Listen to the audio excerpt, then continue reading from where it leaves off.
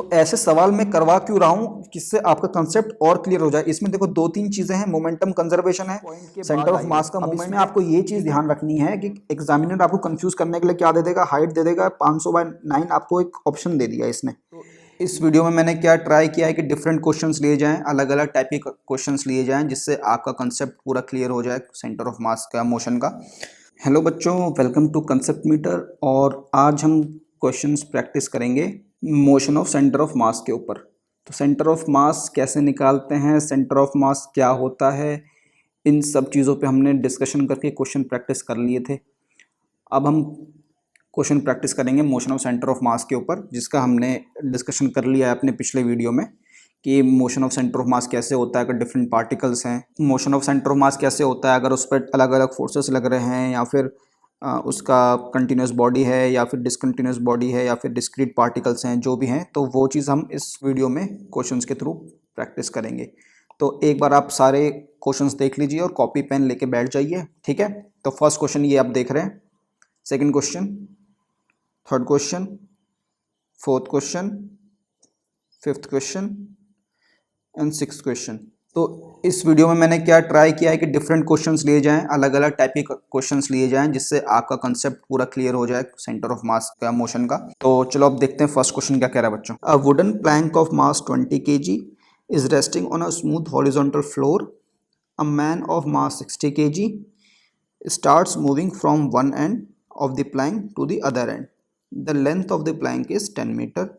Find the displacement of the plank over the floor when the man reaches the other end of the plank. तो बच्चों पहले तो बना लेते हैं इसका हम लोग एक अपना बढ़िया सा डायग्राम।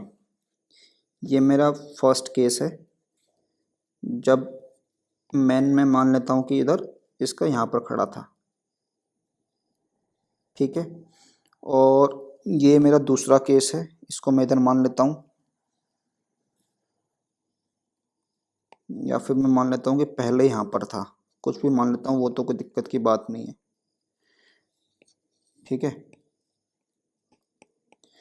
तो फर्स्ट केस में अगर मैं मानूँ, देखो मैं मान रहा हूँ क्या कि सेंटर ऑफ ये जो ब्लॉक प्लैंक का सेंटर है, मैं मान रहा हूँ कि ये अपना यहाँ पर है, ओरिजिन पर 0,0, ठीक है। और आदमी की डिस्टेंस क्या होगी इसकी, 5 मीटर, और इस मैन का डिस्टेंस हो गया कितना, 5 मीटर, क्योंकि सेंटर इसका यहाँ पर है और पूरा लंबा इसकी 10 मीटर है, तो सेंटर से 5 मीटर होगा, ठीक है। और इसका हो गया 5 मीटर।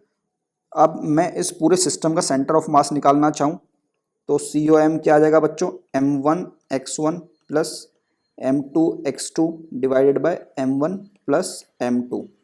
तो m1 मेरा है, प्लैंक का मेरा मास है 20 × 0 प्लस 60 × 5, ये मैन का 60 kg है, 20 प्लस 60, तो कितना आ गया 300 डिवाइडेड बाय 80।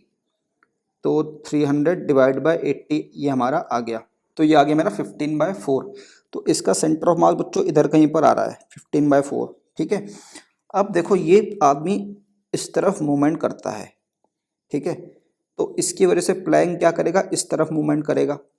अब वो क्यों करेगा, अगर इस पे चर्चा करना चाहो आप थोड़ी सी, तो मैं आपको बताता हूँ। देखो ये जो प्लैंक है, इसके ऊपर आदमी चलेगा, इस तरफ चलेगा, तो फोर्स लगाएगा ये ज़मीन पे, इधर ऐसे दबाएगा, तो इसका एक कंपोनेंट एक्चुअली इधर लगेगा, एक लगेगा इधर फोर्स का, और इस कंपोनेंट की वजह से एक तो इधर नॉर्मल रिएक्शन लग जाएगा इसका N, ये आदमी ने F लगाया, एक इसका mg इस तरफ रहेगा, और इसकी वजह से फोर्स की वजह से इधर लग जाएगा फ्रिक्शन इसके ऊपर, आदमी के ऊपर जो।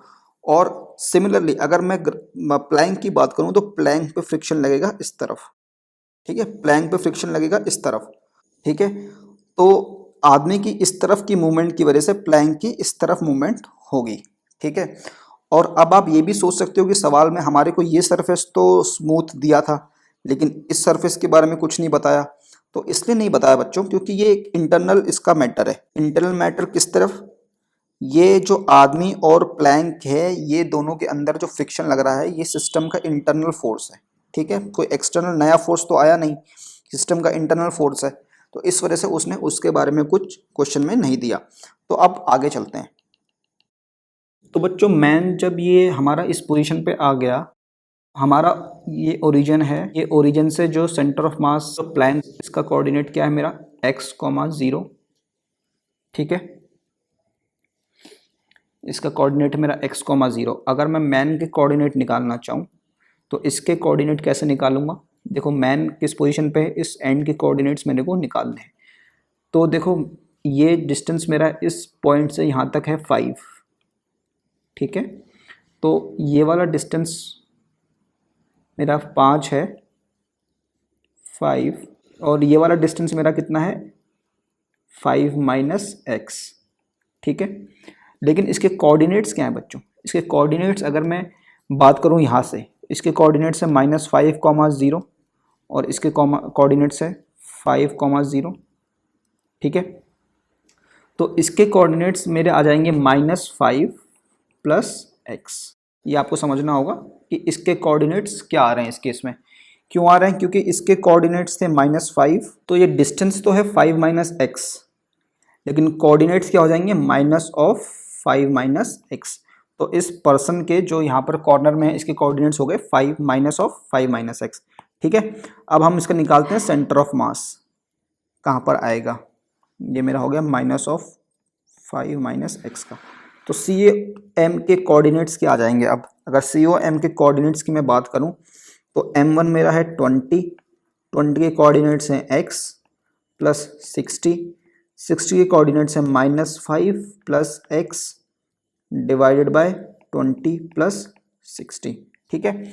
तो ये क्या आ गया 20x plus 60x minus 300 divided by 80, ठीक है। तो अब देखो सेंटर ऑफ मास की पोजीशन सेम ही रहेगी, ठीक है, और उसको करने के लिए ब्लॉक हमारा इधर शिफ्ट हुआ, ठीक है, ताकि सेंटर ऑफ मास अपनी सेम कोऑर्डिनेट्स पकड़ के रखे। तो ये जो कोऑर्डिनेट्स हमारा आ रहा है ये बराबर हो जाएगा मेरे इस वाले कोऑर्डिनेट्स के। तो क्या आ गया 80x minus 300 divided by 80 is equal to 15/80। 15/80 छोड़ो, इसको 300/80 ही कर लेते हैं क्योंकि 80 इधर भी आ रहा है, तो ये हो गया इधर कैंसिल। तो 80x मेरा आ गया 600 और x मेरा आ गया 600/80, 7.5। तो 7.5 मीटर ये ब्लॉक हमारा प्लैंक मूव कर रहा है इधर, जिससे कि इसका सेंटर ऑफ मास उसी पोजीशन पे रहे, ठीक है।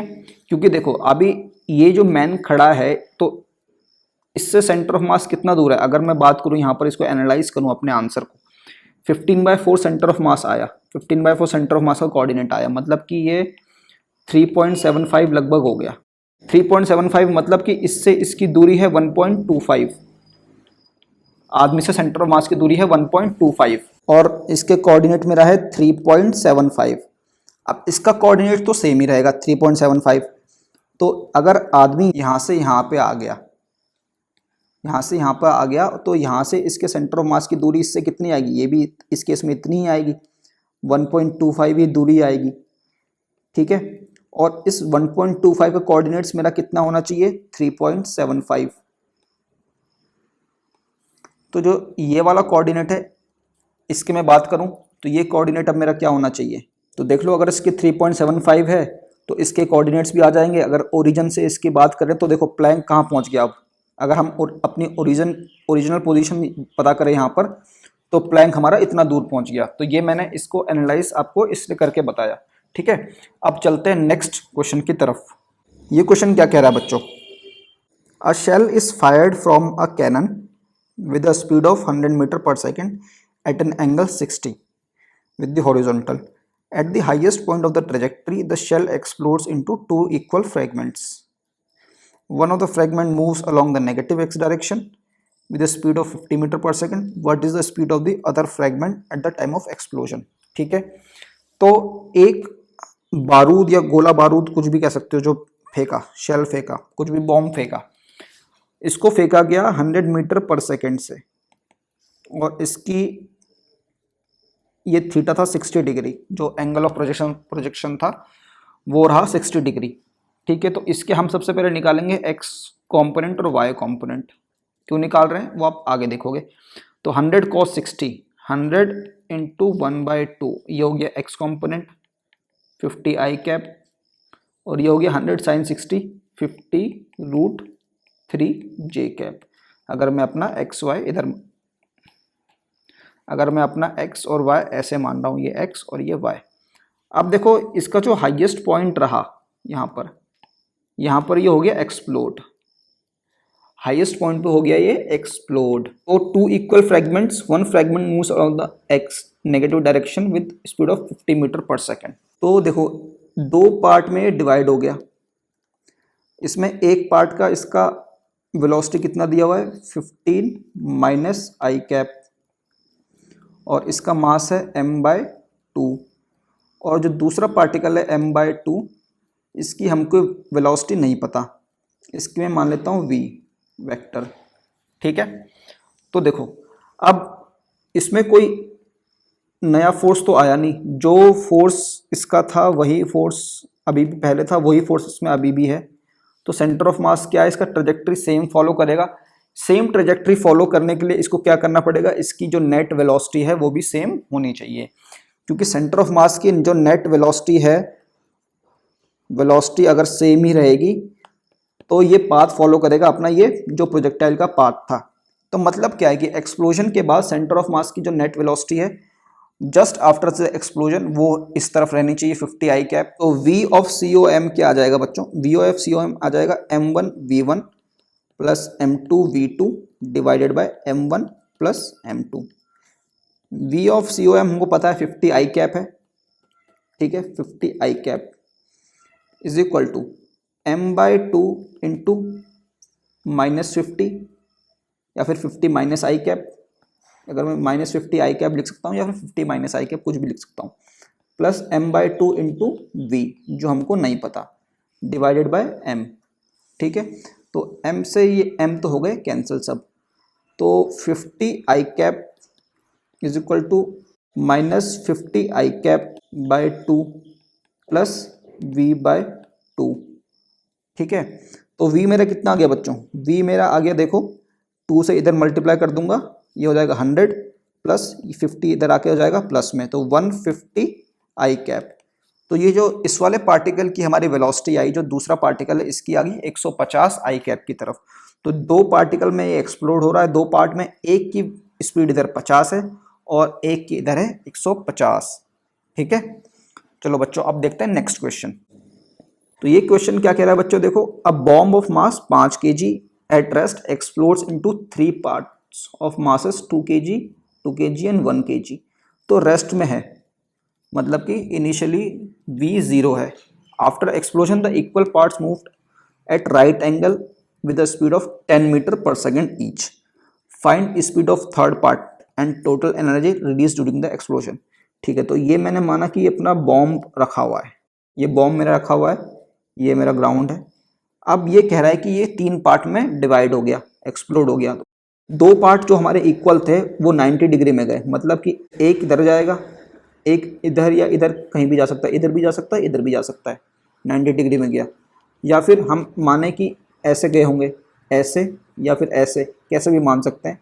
ठीक है, तो सिंप्लिसिटी के लिए मैं क्या मान रहा हूँ कि भैया ये एक तो गया इस तरफ x में और एक गया इधर y में।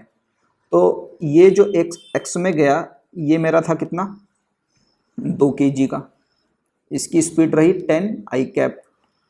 एक मेरा गया इधर j में 2 kg का, इसकी स्पीड क्या रही 10 j कैप। अब मेरे को 1 kg जो बच गया, अब 1 kg जो बच गया पार्टिकल, इसकी स्पीड मेरे को नहीं पता, तो इसकी स्पीड मान लेता हूँ vx i cap plus vy j cap. ठीक है, मैंने इस पार्टिकल की स्पीड मान ली तीसरे वाले पार्टिकल की। तो देखो सेंटर ऑफ मास, या फिर अगर हम कहें कि वेलोसिटी ऑफ सेंटर ऑफ मास तो सेम ही रहेगी, वो तो रेस्ट पे रहेगा क्योंकि पार्टिकल पहले रेस्ट पे था और उसमें कुछ नई चीज़ नहीं आई, नया फोर्स भी नहीं आया, जो सब कुछ था उसका इंटरनल था, एक्सप्लोड हुआ, और बाकी उसके अंदर जो फोर्सेस पहले लग रहे थे वही फोर्सेस उसके पास अभी भी लग रहे हैं, जो ग्रेविटेशनल फोर्सेस हैं। तो जो V ऑफ COM क्या आ जाएगा m1v1 plus m2v2 plus m3v3 divided by m1 plus m2 plus m3। ये तो हमारा 0। ठीक है, अब m1 मेरा कितना है, अगर m1 में इसको मानूं 2 kg, 2 into 10 i cap plus 2 into 10 j cap, मेरा ये वाला जो 2 kg है, plus 1 into v x plus v y, ये आई कैप जे कैप लिख सकते हो, मैंने सिंप्लिसिटी के नहीं लिखा। और टोटल मेरा है 5, तो 5 तो इधर आके हो गया 0। ठीक है, तो क्या आ गया, 20 i cap plus 20 j cap is equal to minus v x minus v y. तो देखो वी एक्स तो क्या हो गया, वी एक्स मेरा हो गया 20 माइनस आई कैप, और वी वाई मेरा क्या हो गया, वी वाई मेरा हो गया 20 माइनस जे कैप। तो ये किस तरफ भागा पार्टिकल, दोनों माइनस, इसकी वेलोसिटी किस तरफ रहेगी, देखो दोनों कोऑर्डिनेट माइनस में इस तरफ होंगे, ये भी माइनस है ये भी माइनस, तो इस तरफ रहेगा। देखने वाली बात क्या है, क्या पूछा है, total energy released during the explosion. तो टोटल एनर्जी, पहले एनर्जी क्या थी, सिस्टम की एनर्जी थी 0, अगर हम माने कि ग्राउंड पे पोटेंशियल एनर्जी हमारी 0 है, ठीक है, रेफरेंस माने, तो बाद में जब इसमें तीनों पार्टिकल में वेलोसिटी आ गई तो क्या आ जाएगी इसके अंदर, काइनेटिक एनर्जी, जो इसकी इंटरनल एनर्जी थी वो रिलीज होकर काइनेटिक एनर्जी में हो गई कन्वर्ट। तो काइनेटिक एनर्जी क्या आ गई, काइनेटिक एनर्जी आ गई हाफ ऑफ, जो तीनों पार्टिकल है 2 इंटू एक का है 10 स्क्वायर, दूसरे का है क्या हाफ ऑफ 2 इंटू दूसरे का भी है 10 स्क्वायर, प्लस तीसरे का है हाफ ऑफ 1 इंटू ये 20 आई कैप 20 जे कैप। तो अगर इसका मैं मैग्नीट्यूड निकालना चाहूँ तो 20 रूट 2 का स्क्वायर, तो इतनी एनर्जी हो गई रिलीज। अगर इसको सॉल्व करना चाहो तो ये कैंसिल, तो ये आ गया 100 प्लस 100 प्लस कितना आ जाएगा 800 बाय 400, तो 600 जूल एनर्जी इसमें रिलीज हुई। ठीक है बच्चों, तो आई होप आपको ये क्वेश्चन भी समझ में आ गया होगा। अब चलते हैं नेक्स्ट क्वेश्चन की तरफ। तो देखो ये क्वेश्चन क्या कह रहा है बच्चों, L shape plank of mass 5 kg placed on a frictionless horizontal plane. एक एल शेप का प्लैंक है मेरा, ये मेरा एल शेप का प्लैंक है, placed over a horizontal frictional plane and a block of mass 1 kg is placed over this plank. ठीक है, एक मैंने इसके ऊपर ब्लॉक रख दिया छोटा सा 1 kg का। A massless spring of spring constant 100 newton per metre and natural length 2 metre is fixed to the plank by its one end. तो प्लैंक के एक एंड पे हमने स्प्रिंग लगा दी, the other end of the spring is compressed by the block by half of the spring's natural length. अच्छा, तो spring हमारी क्या आ जाएगी, हमने स्प्रिंग जो लगाई थी लगानी है ऐसे कि ये ब्लॉक से इसको कंप्रेस किया जाएगा। तो क्या कह रहा है बच्चों सवाल में कि भाई स्प्रिंग लगा दी हमने ब्लॉक, तो इसकी जो नेचुरल लेंथ थी ये थी 2 मीटर। हमने क्या किया कि ब्लॉक को लेके आके ऐसे यहाँ इस पोजीशन में लेके आए ताकि स्प्रिंग की लेंथ मेरी कितनी हो गई 1 मीटर, कंप्रेस कर दिया मैंने स्प्रिंग को 1 मीटर से। The system is now released from the rest, what is the velocity of the plank when block leaves the plank. ठीक है, तो आप समझ गए सवाल में क्या कह रहा है। सवाल में कह रहा है कि देखो एक प्लैंक है, इसके ऊपर एक स्प्रिंग लगी हुई थी और एक ब्लॉक रखा हुआ था ऐसे, तो हमने क्या किया इस ब्लॉक को इधर दबाया इसके ऊपर, और दबाने के बाद हमने क्या किया फाइनली ऐसा हुआ कि भाई स्प्रिंग हो गई कंप्रेस और ब्लॉक आ गया यहाँ पर। अब स्प्रिंग कंप्रेस हो गई तो इसमें कुछ एनर्जी आएगी, उसके बाद हमने इस ब्लॉक को दिया छोड़, तो छोड़ने के बाद क्या होगा स्प्रिंग अपने नेचुरल पोजीशन में आने की ट्राई करेगी, तो इसकी वजह से ये ब्लॉक आएगा इधर। अब देखो ये फ्रिक्शनलेस सरफेस दिया है हमको, तो ब्लॉक आएगा इधर तो प्लैंक जाएगा उधर। ठीक है, ये हमने अपने पिछले सवाल में भी देखा था मैन और प्लैंक वाले में कि एक फ्रिक्शनलेस सरफेस दिया हुआ है भैया, तो ये आएगा इधर तो वो जाएगा उधर। ठीक है, तो वही सवाल में पूछा है कि what is the velocity of the plank when block leaves the plank. तो देखो बच्चों सवाल में क्या हो रहा है अब कि जब हमने इसको रिलीज किया ब्लॉक को यहाँ से, तो स्प्रिंग की जब नेचुरल लेंथ पे आ जाएगा कंप्रेस होने के बाद, उस पोजीशन पे इसकी मैक्सिमम वेलोसिटी होगी। ठीक है, क्योंकि तब तक ये स्प्रिंग के कांटेक्ट में रहेगा, और जब स्प्रिंग अपनी नेचुरल लेंथ में आ जाएगा उसके बाद क्या होगा, उस समय स्प्रिंग पे एक वापस फोर्स लगेगा जो इसको अंदर की तरफ खींचने की कोशिश करेगा। ठीक है, तो जिससे कि ये ऑसिलेट होगी स्प्रिंग, ये हम आगे पढ़ेंगे, ऑसिलेशन हम आगे पढ़ने वाले हैं। मेन मुद्दा हमारा ये है कि जो पॉइंट नेचुरल लेंथ जो स्प्रिंग की थी उस पॉइंट के बाद ये जो है इसकी स्पीड अपनी मेंटेन रखेगा, ये वाला ब्लॉक, क्योंकि फ्रिक्शनलेस सरफेस है तो ये ब्लॉक अपनी स्पीड मेंटेन रखेगा। तो ये नीचे वाला ब्लॉक भी अपनी स्पीड मेंटेन रखेगा। क्यों? क्योंकि सेंटर ऑफ मास, इनमें कोई अब एक्सटर्नल फोर्स तो लग नहीं रहा, सब इंटरनल फोर्स है, तो इसकी जो नेट वेलोसिटी है दोनों की सेम रहेगी। कहने का मतलब क्या है कि जो हमारी एनर्जी थी इस समय जब स्प्रिंग कंप्रेस्ड हुई, उस समय क्या हमारी एनर्जी थी, हाफ के एक्स स्क्वायर।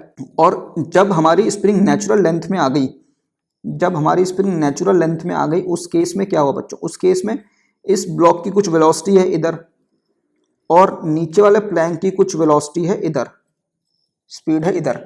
तो दोनों की kinetic energy, total kinetic energy बराबर रहेगी जो हमारी पोटेंशियल एनर्जी थी, क्योंकि कोई एक्सटर्नल फोर्स लग नहीं रहा है तो एनर्जी भी इसमें कंजर्व हो जाएगी। तो देखो इसमें दो कंसेप्ट यूज हुए आपके, एनर्जी कंजर्वेशन और सेंटर ऑफ मास।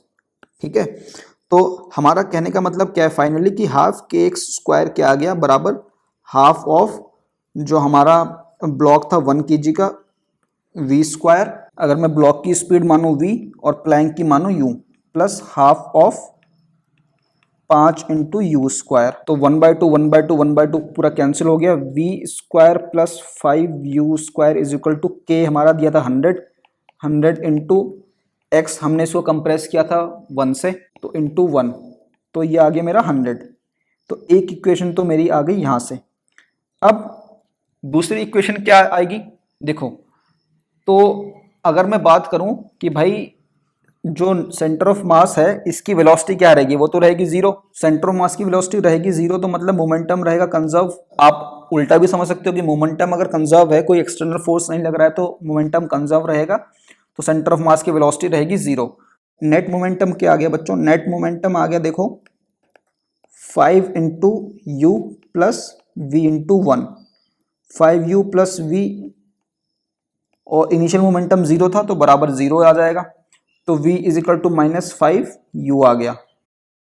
ठीक है, तो इसको हम इस इक्वेशन में डाल देंगे, तो ये आ गया 25u square plus 5u square is equal to 100, और मेरा u आ गया 100/30 का अंडर रूट। ठीक है, तो आपने देखा इसमें दो फंडे लग रहे थे, एनर्जी कंजर्वेशन और सेंटर ऑफ मास। तो बच्चों जैसे जैसे हम आगे बढ़ेंगे आप देखोगे कि कैसे मल्टीपल कंसेप्ट यूज हो रहे हैं सवाल के अंदर। ठीक है, और उनको करके ही आपका कंसेप्ट पूरा स्ट्रांग हो जाएगा और फिर आपको कोई दिक्कत नहीं आएगी।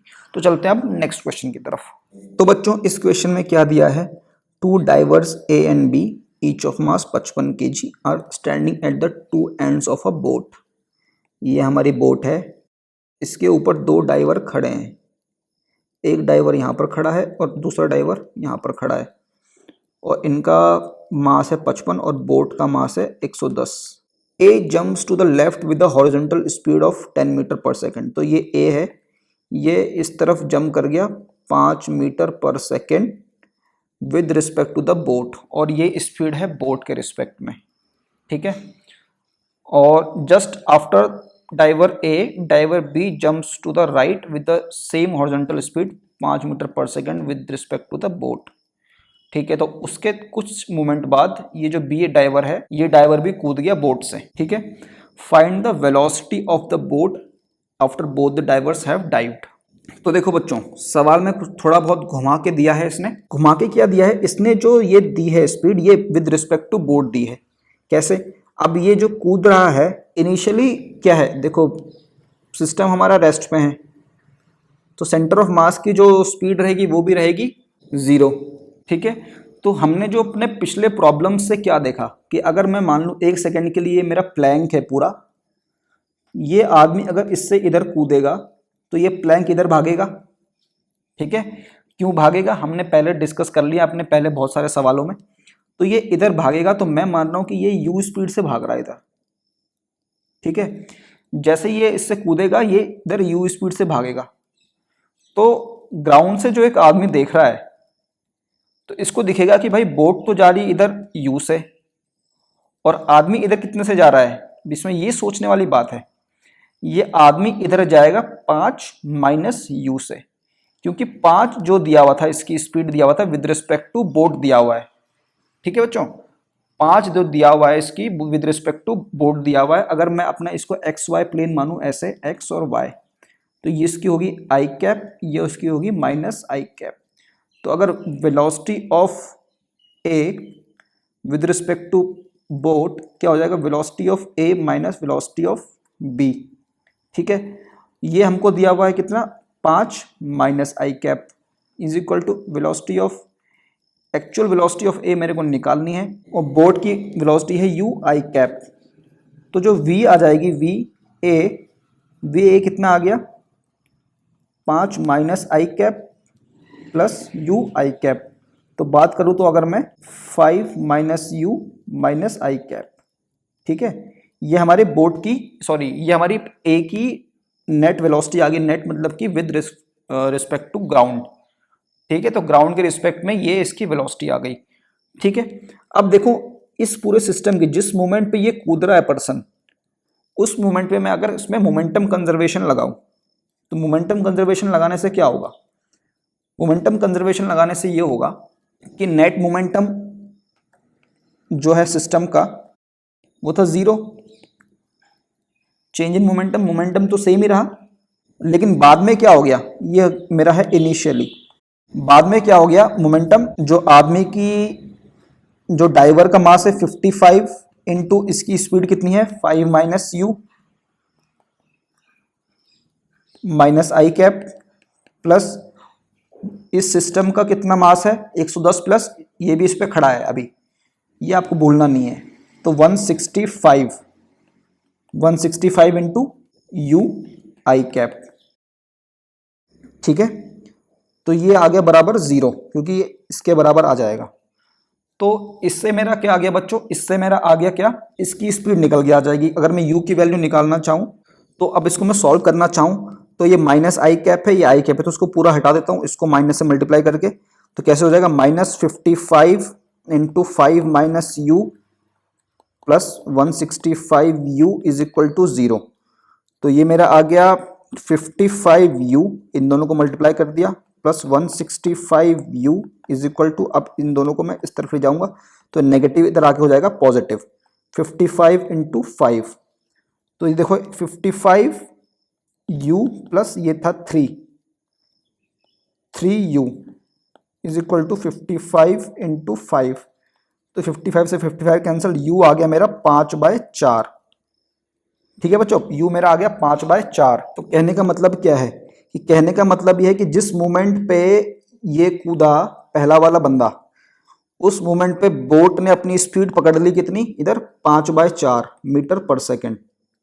ठीक है, अब दूसरे पार्ट में क्या दिया है कि भाई उसी समय उसके जस्ट बाद डाइवर बी भी कूद गया राइट साइड में, अब ये इस तरफ कूदा with respect to boat, find the velocity of boat after both the divers have dived.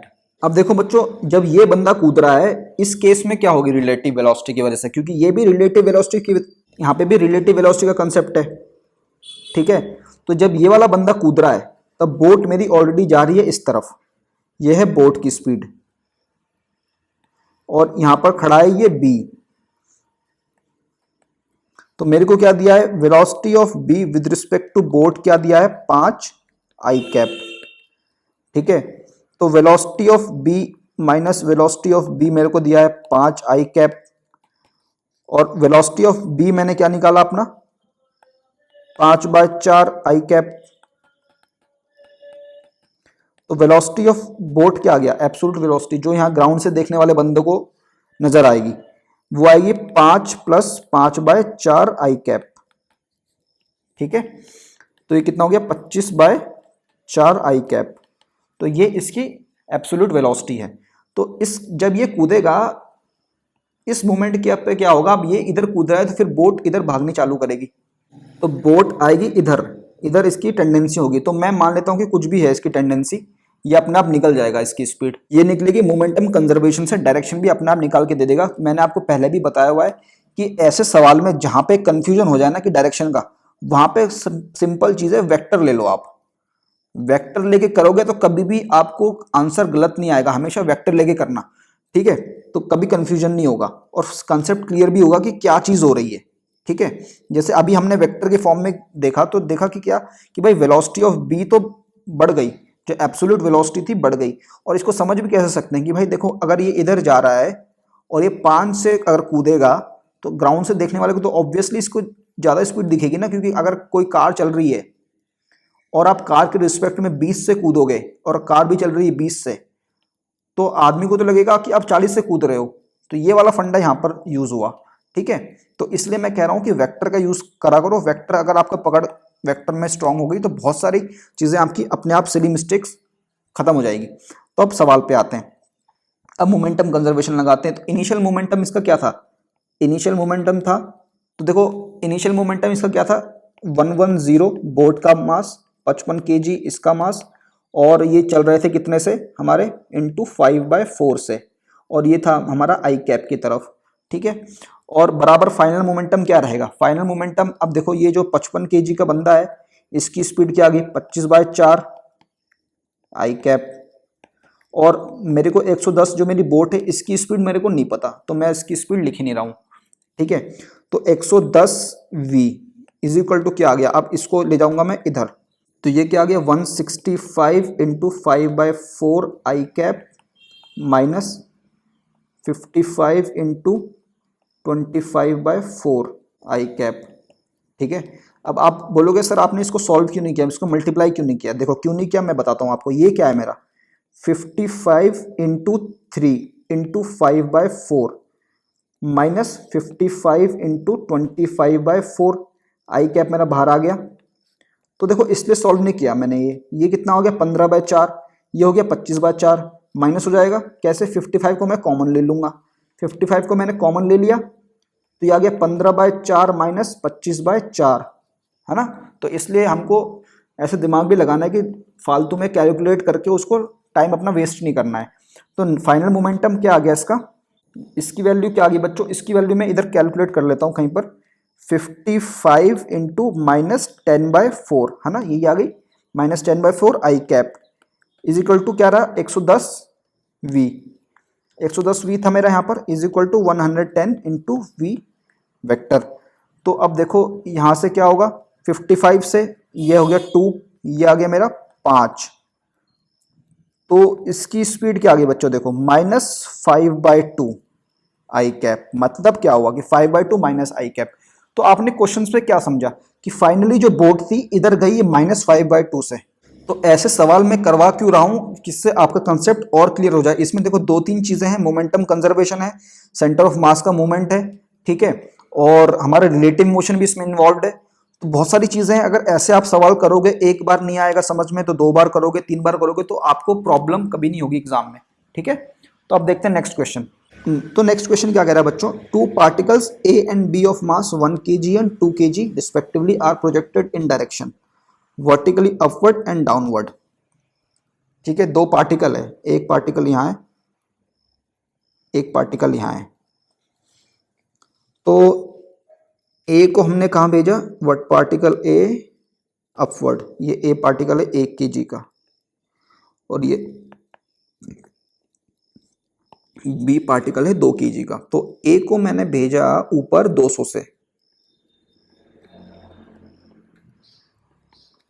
ठीक है, और बी को मैंने भेजा फेंका नीचे 50 से। Initially they were 90 metre apart, ठीक है, इनके बीच में डिस्टेंस था 90 metre. Find the maximum height attained by centre of mass of the particle. तो बच्चों ये सवाल कैसे होगा, इसको आप थोड़ा पॉज करके 10-15 सेकंड या 20 सेकंड 30 सेकंड जितना भी है, पॉज करके एक बार थोड़ा सोचो इसको कैसे होगा, ठीक है। तो बच्चों देखो इसमें ये पार्टिकल यहां पर है, ये पार्टिकल यहां पर है, तो मैं यहां पे देखो इसमें अब 2-3 चीजें लगाऊंगा अपनी में जो हमने पढ़ी है सेंटर ऑफ मास पे। VCOM क्या होगा बच्चों, VCOM होगा M1 V1 plus M2 V2 divided by M1 plus M2, बराबर, इसमें कोई दिक्कत नहीं है। Similarly acceleration of centre of मास क्या होता है, M1 A1 plus M2 A2 divided by M1 plus M2, ठीक है, कोई दिक्कत नहीं है। तो इन दोनों का यूज करते हुए बच्चों में क्या निकालूंगा, देखो V square is equal to U square plus 2AS, ये मैं इक्वेशन लगाऊंगा सेंटर ऑफ मास के लिए। तो क्या क्या आएगा, V सेंटर ऑफ मास का square is equal to u centre of mass का square plus 2 times of a of centre of mass और s of centre of mass. अब क्योंकि इसमें फोर्सेस लग रहे हैं, ग्रेविटेशनल फोर्स लग रहा है, तो centre of mass obviously move करेगा। ठीक है, तो हमारे पास दोनों की दी हुई है वेलोसिटी और हमारे को दोनों का मास भी दिया हुआ है। तो मास क्यों दिया हुआ है, इसका क्या मतलब है आप समझ पाए? मास इसलिए दिया हुआ है क्योंकि मास से हमको निकालना है इसका सेंटर ऑफ मास अभी इनिशियली कहां पर है। तो सेंटर ऑफ मास अगर मेरे को निकालना है तो मैं कैसे निकालूंगा? अगर मैं मानूं कि भाई ये मेरा ओरिजिन है, ठीक है, ये ओरिजिन है, इसका मास मेरा दिया है 1 kg। तो अगर मैं इसके y कोऑर्डिनेट्स निकालना चाहूँ, y COM is equal to क्या होगा, m1y1 plus m2y2 divided by m1 plus m2। ठीक है, तो m1 तो है 0 पर, तो इसका कोई मतलब नहीं है, और m2 कहाँ पर है मेरा, m2 मेरा है 90 पर, 2 इंटू 2 है ना, हाँ 2 इंटू 90 डिवाइडेड बाय 1 प्लस 2, तो कितना आ गया ये 180 डिवाइडेड बाय 3 मतलब कि 60। तो कोऑर्डिनेट क्या आ गया सेंटर ऑफ मास के 60 के पास रहा ये 60 है, यहाँ पर इसका सेंटर ऑफ मास मेरा आ गया। अब देखो सेंटर ऑफ मास इनिशियली यहाँ पर है, तो अपनी मूवमेंट यहाँ से शुरू करेगा। तो बच्चों पहले VCOM और ACOM निकाल लेते हैं। VCOM क्या आएगा, अगर मैं M1 की बात करूँ, M1 मेरा है 1 इंटू 200 J कैप, ठीक है, प्लस M2 मेरा है 2 into 50 minus J cap divided by 3। तो मेरा इनिशियल कितना आ गया, इसका इनिशियल आ गया मेरा 200 माइनस 100, तो 100 by 3 J cap metre per second. अब मैं एक्सेलरेशन निकालना चाहूँ, एक्सेलरेशन मेरी है m1 1 into 10 minus J cap plus 10 into 2 minus J cap divide by 1 plus 2, तो एक्सेलरेशन तो मेरा माइनस G ही आएगा। ठीक है, तो 10 माइनस J कैप ही आएगा मेरा एक्सेलरेशन। ठीक है, अब देखो आप कि इसकी जो सेंटर ऑफ मास की इनिशियल स्पीड तो है ऊपर, है ना, सेंटर ऑफ मास की इनिशियल स्पीड है J कैप की तरफ, और इसमें एक्सेलरेशन लग रहा है नीचे। तो एक पॉइंट ऐसा आएगा जब सेंटर ऑफ मास की स्पीड हो जाएगी 0, ठीक है, क्योंकि सेंटर ऑफ मास ऊपर जा रहा है और इसमें एक्सेलरेशन नीचे लग रही है। तो मैं क्या लगाऊंगा, v square is equal to u square plus 2as। तो मेरा v तो 0 आ गया, ठीक है, और u स्क्वायर मेरा कितना है, ये 100 इंटू 3 का स्क्वायर, 100 डिवाइड बाई 3 का स्क्वायर इज 100 डिवाइड बाई 3 का square plus 2 into minus 10 into S.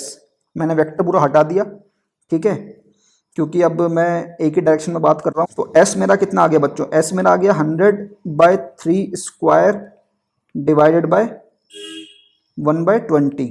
तो ये आ गया मेरा 100 इंटू 100 डिवाइडेड बाय 9 इंटू 20, तो ये आ गया 5, ये आ गया मेरा 500 बाय 9। तो 500 बाय 9 हमारी इसकी हाइट आ गई, इस पॉइंट के बाद आई वो। अब इसमें आपको ये चीज़ ध्यान रखनी है कि एग्जामिनर आपको कंफ्यूज करने के लिए क्या दे देगा, हाइट दे देगा 500 बाय 9, आपको एक ऑप्शन दे दिया इसने, लेकिन मैक्सिमम हाइट पता नहीं बच्चों हमको। ये इससे ऊपर जब जाएगा, ये ऊपर जा रहा है, इसका एस की वैल्यू पॉजिटिव आई, तो मतलब ये ऊपर जा रहा है सेंटर ऑफ मास।